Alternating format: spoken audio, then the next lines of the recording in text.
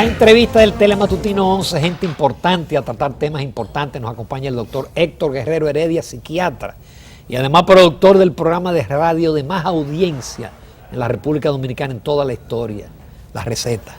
Así es. Buenos días. Bienvenido Buenos días, de doctor. nuevo. Qué gusto Héctor, un placer. por aquí. Gracias. Igual. Si fuera por Jacqueline, tú tuviera toda la semana. Que ella me dice, invítalo. Pero ella sabe que sí. Héctor, cuando los países atraviesan crisis sociales, políticas, económicas, yo no digo que la República Dominicana está pasando por eso, pero aumenta el número de gente que va a la consulta psiquiátrica. Se afecta mentalmente a la gente. Debe afectarse, pero para bien. O sea, las crisis del caos nace el orden. Del movimiento browniano de la molécula nace la vida. O sea, no hay duda de que se necesitan grandes momentos en nuestra vida para nosotros poder sacar nuestra resiliencia evolutiva. Es igual que la misma depresión. Tú dices, bueno, una depresión de un pueblo, la depresión de un individuo, es parte de un proceso evolutivo. Yo no creo que las grandes crisis aumenten las enfermedades mentales, porque yo tengo una posición biologicista de la psiquiatría y yo tengo un número que es invaluable. La gente se suicida en Suecia, en Noruega, en Rumanía. La gente no se suicida ni en Haití, ni en Bolivia, ni en Nicaragua. ¿Qué significa eso? Bueno, que la pobreza no es sinónimo de depresión. Exacto. O que los problemas económicos los problemas económicos son factores determinantes. Ahora bien, si un rico cae a la pobreza de manera abrupta y no tiene los mecanismos de resiliencia, no tiene un esquema, un aparato mental robusto, sí puede caer en una depresión aguda y darse un tiro. Pero realmente yo creo que los movimientos sociales son necesarios, son parte de la vida y que bueno, debe haber caos. ¿Tú estuviste en la marcha? Yo organicé parte de la marcha desde el punto de vista, la gente tú sabes que yo manejo un antidiscurso, yo decía, yo no estoy en la marcha por nadie, yo no estoy en la marcha por los dominicanos, porque yo no creo en los dominicanos, yo creo en mí, yo estaba en la marcha por mí, por mi cisterna, por mi planta eléctrica, porque necesito 3 servicios, porque necesito un watchman. O sea, cada uno de nosotros somos una isla dentro de nuestra propia isla. Entonces yo estaba en la marcha por mí. Entonces yo, hasta que yo no vea un movimiento social de renovación real, yo no puedo ir por nadie, yo voy por mí. Y justamente la gente se me acercaba. Y déjame decirte, Ramón Núñez Ramírez, la mayoría de la gente decía, doctor, usted dice en público lo que yo creo en secreto. Entonces, es una realidad. Yo fui a la marcha por mí. Ahora, doctor, el hecho de que usted dice que no cree en los dominicanos, e inmediatamente, yo no sé, pero la marcha era por el tema de los sobornos, de la corrupción, la impunidad y ese tipo de cosas.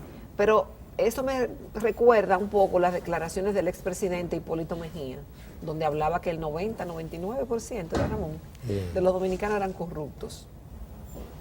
¿Cómo que se parecen en cierta forma?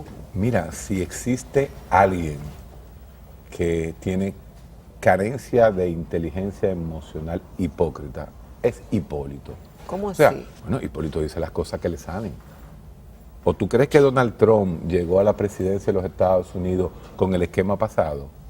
Con los corbatas azules demócratas que son parte del establishment de Wall Street. No, llegó con un discurso completamente racional. Hablaba muchísimas sandeces. Óyeme, pero el pueblo resentido que está mal económicamente se identificó. Es que todos tenemos un Trump. Todos tenemos un lado Trump. Lo que pasa que no son políticamente correctos, pero en realidad todos tenemos un Hipólito adentro. Todos tenemos un Hipólito. Y por eso Hipólito cala y ha calado y fue presidente de la República y quién sabe. Yo digo pasar. Eso, pues puede dar una sorpresa en el 2020. Mira, el marcador más importante que hay de la debilidad en que entró el gobierno de Danilo Medina es el hecho de que Hipólito Mejía huele a aspirar. Sí. Porque Hipólito Mejía no sé de dónde diablo le cogió un miedo a Danilo tan grande. O sea, Danilo es el cuco de Hipólito Mejía. Sin embargo, ahora él dice que va. Dije yo, ay, la religión está floja. La reelección está floja en el próximo. Ok. Doctor, yo he Métame en visto... psiquiatría, por Sí. Dios. Ahí voy, No, ahí pero- voy, ahí voy, ahí vamos, doctor, mire. Ha estado saliendo en la prensa local algunos artículos y una actividad que va a realizarse próximamente hablando de algunos trastornos de personalidad. Ok. ¿Qué es un trastorno de personalidad? Mira, la personalidad posiblemente es el tema de psiquiatría más interesante de los últimos 50 años. ¿Cómo así? ¿Qué es la personalidad? O sea, Eso le ¿cómo digo un yo. ser humano conforma su personalidad? ¿Y cómo se considera que es un trastorno cuando, Buen cuando punto, pasan algunas exactamente. cosas? Lo primero, y siempre digo este mismo discurso, lo primero es que uno nace con los ojos de un color porque se lo dio abuelo, con el pelo de una forma, con la forma de la nariz de una forma. Asimismo, uno hereda algo que se llama temperamento. ¿Siempre es heredado? Sí, hay un porcentaje del temperamento, la mayoría es heredado, así como se heredan los ojos. Que los Núñez son atronados o que los Ramírez son tranquilos. ¿Tú has oído hablar de eso? Sí. Entonces, Hay apellidos que lo ubican con la locura en República Dominicana. el culpable de eso fue Antonio Zaglul, Sí. que le entregó a unos psiquiatras dominicanos, no voy a decir su nombre, pero le entregó lo que se llama el árbol genealógico de la isla de Santo Domingo. Ay, Dios Y mío. definitivamente habían unos apellidos que sobresalían en toda la cadena. Pero bueno, entonces uno nace con un temperamento. Yo soy temperamental porque los Heredias son así, porque los Ottenbalder son así. ¿Qué es lo que es un temperamental? El temperamento es las reacciones Digo, una innatas. persona, esa persona es temperamental. Tú puedes decirle temperamental a una persona que sea impulsiva, pero también un temperamental es una persona pacífica, callada. Pero ¿qué es el temperamento? Te he oído decir, ese fulanito es medio acomplejado, ese fulanito es medio callado, ese muchacho es introvertido, ese muchacho es extrovertido. Eso es el temperamento, eso es el temperamento nato, uno nace con ese temperamento. Ahora, ese ser humano que nace con esas predisposiciones genéticas a reaccionar, como nace con esos ojos azules, ¿qué pasa? Tú te pones en contacto con la vida, te pones en contacto con tu sociedad. ¿Cuál es la sociedad de un bebé? Su madre, su hermanito, la casa. Entonces va creciendo. ¿Cuáles? Después los vecinitos, el colegio primario. Entonces, la interacción de lo social frente a ese temperamento te va hilando, te va surciendo tu personalidad. Decían que el hombre es producto del medio. El hombre es producto del medio, pero con una carga, con un repertorio genético. No todo el que ve caer las Torres Gemelas desencadenó un estrés postraumático. ¿Y qué pesa más, doctor? ¿Lo genético o lo que adquiere la persona del medio ambiente, Yo de las creo relaciones? que si yo lograra decir qué pesa más, me ganaría inmediatamente el premio Nobel en De la medicina medicina. en ese año. Pero no hay dudas de que lo que más pesa, y me pesa decirlo porque no se oye, no se escucha bonito, es la parte biológica, la predisposición genética. Y nosotros siempre lo decimos, no todo el que pierde $1 millón se quiere matar, no todo el que ve morir a su madre en un accidente desarrolla un estrés postraumático. O sea, la resiliencia viene dada biológicamente. Entonces nosotros somos seres biológicos que utilizamos la sociedad. El hombre es un ser social por necesidad, no. El hombre es un ser biológico que necesita la sociedad para sobrevivir.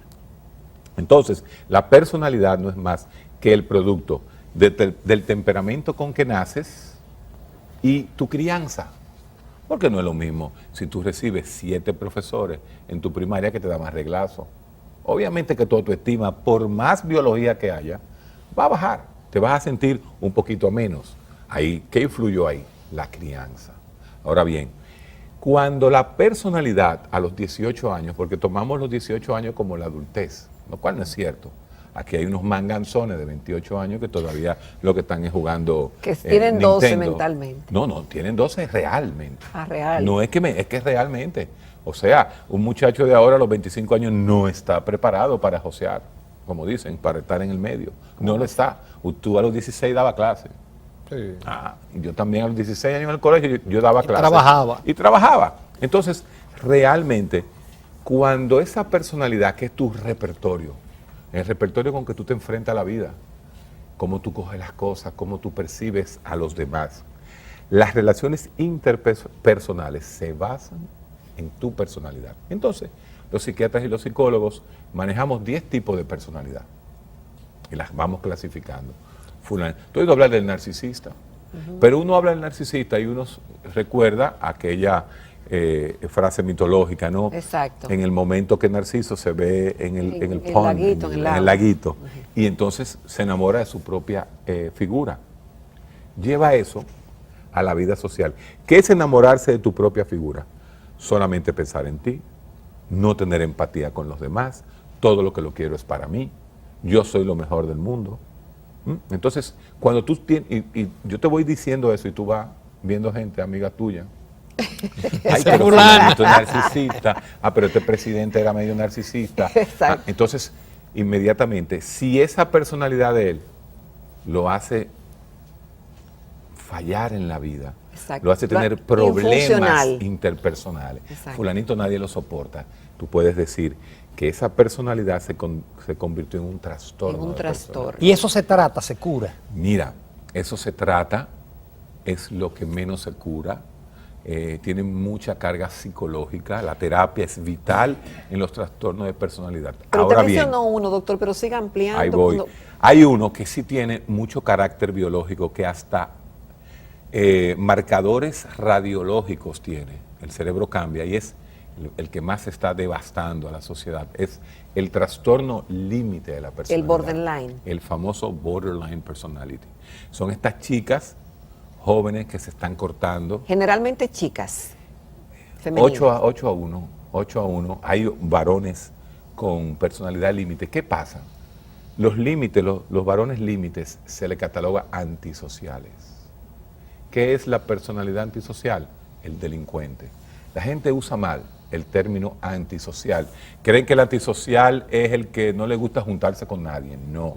Antisocial, antisociedad. Pelea con lo establecido, se enfrenta a lo establecido, no tiene empatía con los demás, rompe las leyes, no quiere ir por el mismo camino que todos. Dice, bueno, todo revolucionario tiene un toque de antisocial, sí es cierto, pero un antisocial le importa la pobreza, le importa otro. En el antisocial real, eso no importa. Usted me dijo en uno de los programas que usted vino aquí que había muchos políticos dominicanos antisociales. Yo creo que la política dominicana, para ser exitosa, hay que tener una parte antisocial. O sea, el político buenagentón que no da un chele, que no hace sus perifulladas, no llega, no progresa. Entonces, la personalidad antisocial es una respuesta de sobrevivencia a la política dominicana. Eso es una realidad. Héctor, antes de ir a la pausa comercial, un amigo por Twitter, Jorge Encarnación, dice, pregúntale al doctor sobre el diagnóstico que hizo un psicólogo sobre Donald Trump de narcisismo maligno. Eso decían, fue que hasta dijeron que eso era antiético. Mira, lo primero es que nadie puede hacer un diagnóstico de un ser humano si no lo entrevista. Que Donald Trump exprese su... Es que lo que dice Donald Trump... Y yo no soy trompista, que parece que soy trompista. Hoy estoy hablando que parezco que soy del Partido Republicano. Si Donald Trump es exitoso como millonario y él lo dice, eso le choca a la gente. A la gente lo que le gusta es que le digan, ¿cómo te estás? Ay, no, más o menos. Ay, más o menos. ¿Cómo te fue ahí? ¿Cómo yo estoy? Bien, me gané $1 millón hoy. Todo el mundo hace así, dice. Entonces, Donald Trump qué prepotente este tipo. Es un prepotente, pero se lo ganó. Sí. Se lo ganó. Entonces, hay una necesidad de humildad, ¿no?, en el ambiente. Él no, él es franco, él dice lo que... Para un narcisista maligno, el narcisismo, que es un trastorno de personalidad, que inclusive Madeline Klein en los Estados Unidos habla de que todo el mundo tiene su toque de narcisista y que son los narcisistas los que tiran para adelante. O sea, maligno ya él implica que no tiene empatía, que era lo que yo decía ahorita, que no le importa el otro, que solamente le importa su propio... Pero sin tratar a una persona uno no puede emitir un... Uno puede hablar de rasgos temperamentales, que eso viene hablando de Aristóteles. Aristóteles hablaba de los rasgos temperamentales, los griegos hablaban de los 4 fluidos, pero hablar ya de la personalidad es muy difícil. Nadie sabe si Donald Trump en su intimidad con sus hijos y sus hijas es el hombre más dulce del mundo. Eso dicen sus hijos. Ah, bueno, exactamente, y quizá Obama sea más resentidito. Señores, Obama deportaba a 24,000 seres humanos diarios. Si hubo un grupo, y lo decía yo estando allá en los Estados Unidos, si Obama gana, el latino echa para atrás. Trump evoca nada más, pero Obama deportó muchos latinos, muchos latinoamericanos. Entonces hay que ver cómo se enseña y qué somos realmente. Y eso es bueno. Por eso yo te decía ahorita que quizás el discurso Trump que caló sea un discurso que comience a calar de nuevo en países como los de nosotros, donde los políticos y los partidos están en el suelo. Son gente efusiva, son gente temperamentales, son gente impulsiva que dicen las cosas como son, los que deben iniciar los procesos de liderazgo en nuestros países. Y eso es una calamidad para los partidos. Qué bueno, ¿no? Qué bueno, porque ¿qué se han convertido los tres partidos? Señores, los tres partidos se han condensado en uno. Un partido hegemónico y dos pusilánimes dándole la vuelta. Entonces, realmente hay una crisis de partido en este país. Vamos a una breve pausa. A ti te gusta la política, porque siempre cae la política. Tú me metes en política. Vamos a una breve pausa, como decía, y volvemos, que hay muchas preguntas de nosotros y de Twitter a Héctor Guerrero Heredia.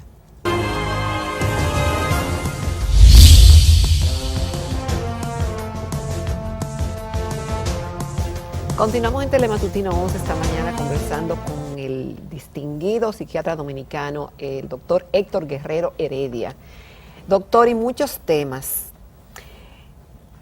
Nos quedamos con los trastornos de personalidad y usted hablaba de las muchachas que se cortan. Sí. A mucha gente le parecerá esto muy extraño. ¿Qué tan común es esto? Y si esto es nuevo, esta conducta. Y también la pregunta de si la adicción es una enfermedad.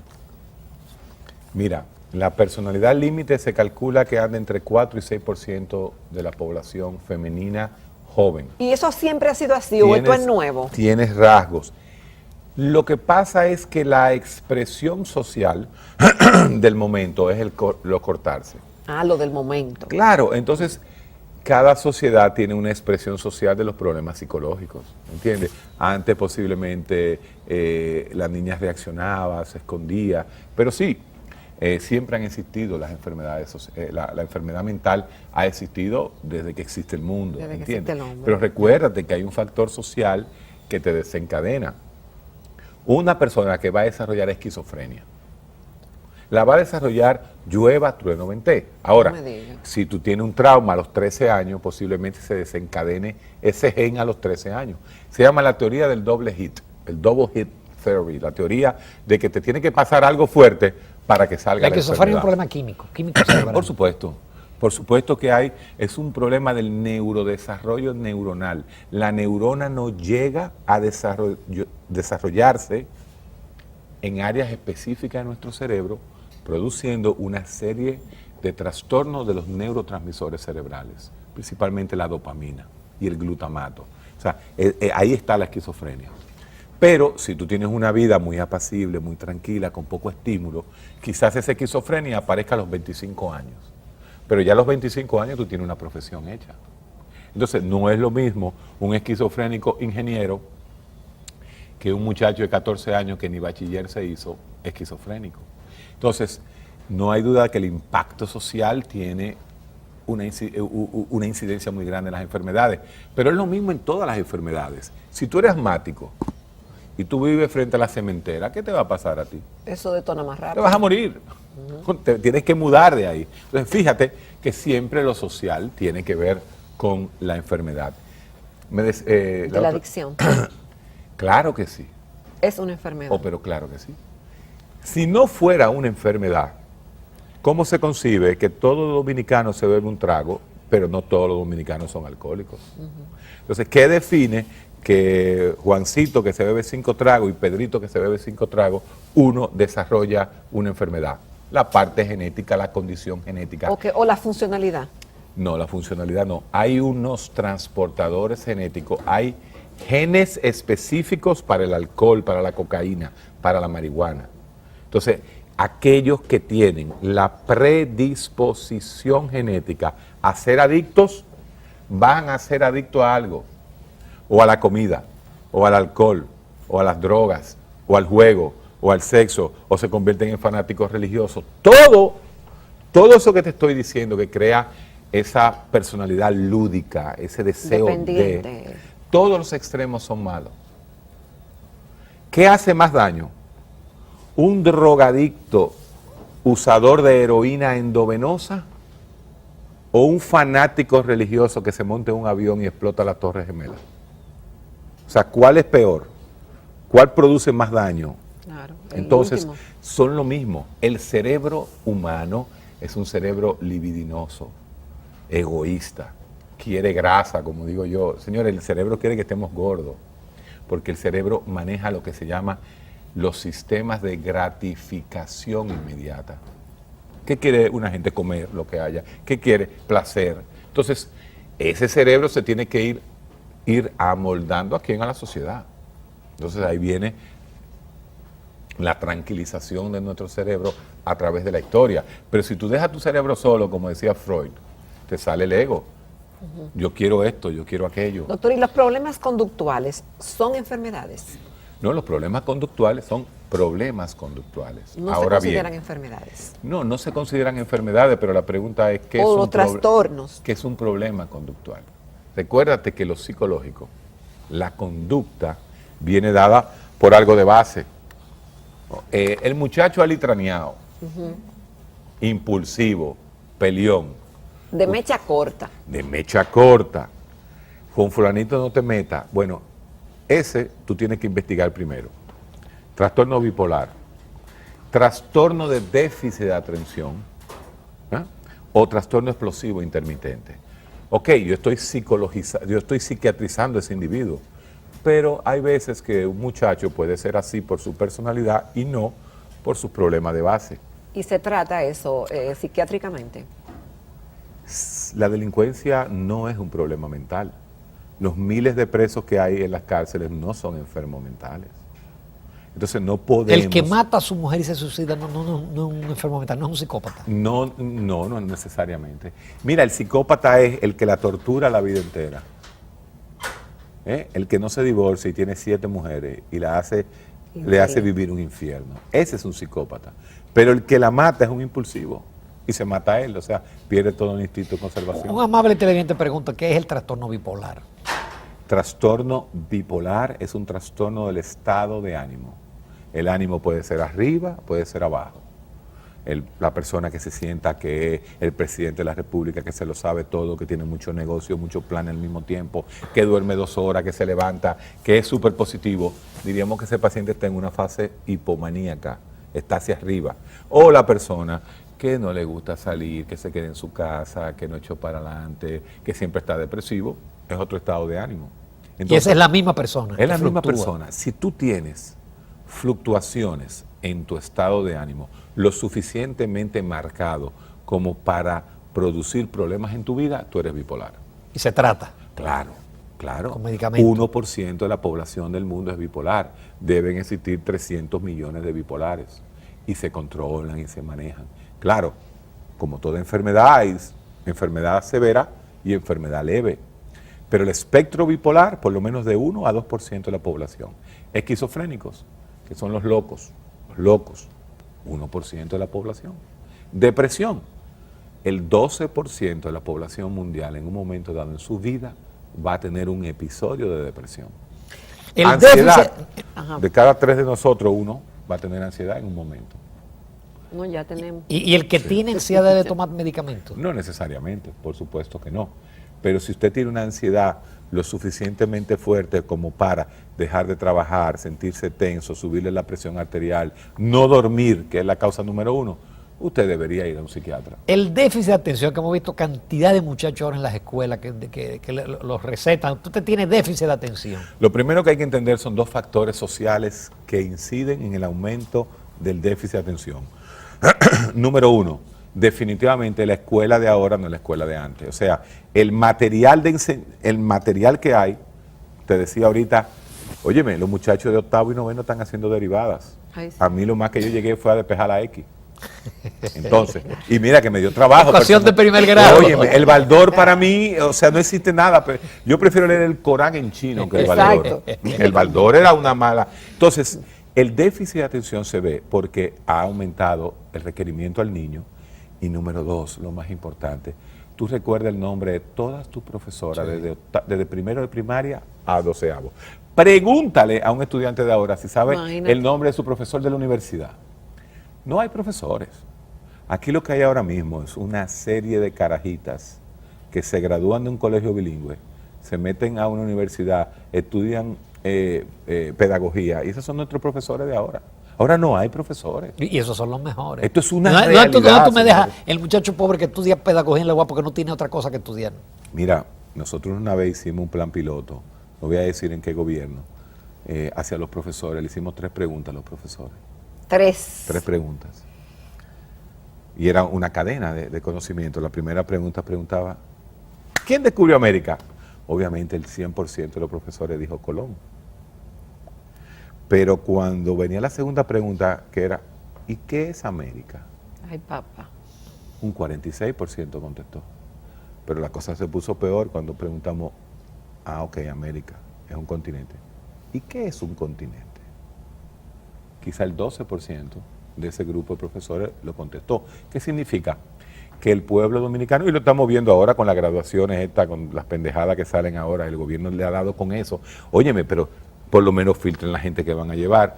¿Usted se graduó de leer? Sí. ¿Qué usted sabe leer? Su nombre.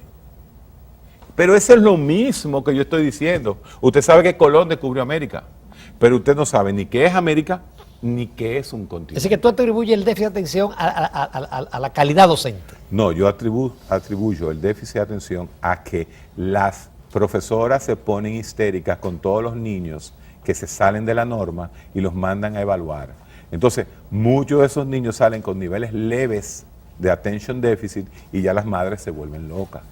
Entonces, lo que hay es un sobrediagnóstico. Pero el déficit de atención existía siempre. Acuérdate tu aula en el colegio. Habían 7 que eran malos estudiantes, que se salían, que eran peleones, que tenían trastorno de Le conducta. decía bruto, le decían. Le decían bruto o le decían bruto. Fulanito pelea mucho, pero es bueno en clase. Entonces, esos eran los déficits de atención de antes que no se diagnosticaban, pero estaban ahí. Y se graduaban algunos. Bueno, ahora se gradúan. Yo conozco personas con índice de inteligencia de retardo mental que son médicos. Ahora se gradúa ¿Cómo es, cualquiera. doctor? Sí. Ahora se Es gradúa decir, cualquiera. Debajo del límite de... Señores, por Dios, aquí la mayoría de las carreras se pueden estudiar un sábado, 2 horas diarias, 2 horas a la semana. La tercera edad. Doctor, usted decía No, que... la tercera es de buena. Y bueno. La tercera edad se estudia el doble que la Mira, y mayoría el de las déficit de atención debe universidades. tratarse con medicamentos. Por supuesto, si hay, Siempre. Si es severo. Si hay un problema psiquiátrico que debe tratarse con medicación, son esos niños de 5, 6, 7 años que tienen déficit de atención. Y peor aún, ¿tú sabes con qué se tratan? Con las famosas anfetaminas. ¿Cómo? ¿Y por qué, ¿Tú ves? doctor? Esa es la reacción de la mayoría de los padres. ¿Cómo? ¿Tú le vas a poner droga a mi hijo? Sí, señor. Sí, señor. Anfetamina. ¿Y por qué? ¿Y Anfetaminas. qué evita eso, doctor? Eso evita que haya una disfunción y el niño pierda la atención y se pase la vida en el aire. Pero va a ser adicto a la anfetamina. toda Todo la lo vida. contrario. Los déficits de atención, si no se tratan, terminan siendo drogadictos. Si usan su anfetamina, si usan su medicación, posiblemente no desarrollen adicción a otras drogas. Por eso se necesita educación. Porque la reacción normal de la sociedad es esa. ¿Cómo? ¿Anfetamina? Sí, anfetaminas. Qué pena no tener más tiempo porque a nosotros nos quedan muchísimas preguntas. Y por Twitter hay cantidad de preguntas. Gracias, Héctor. Yo creo que tú vas a tener que venir con más frecuencia. Jacqueline se encarga de eso. Desatender, Sí. desatender tus pacientes, que son Para muy- allá voy hasta las 9 de la noche hoy viernes. Sí. Y tú lo sabes. Y yo doy fe, y trabajo los sábados también, para Dios los pacientes del interior, Así es. que vienen por masa. Así es. Gracias, Héctor. Gracias a ustedes. Gracias. Nos vamos a comerciales, amables televidentes, ya al final de esta semana del Telematutino 11.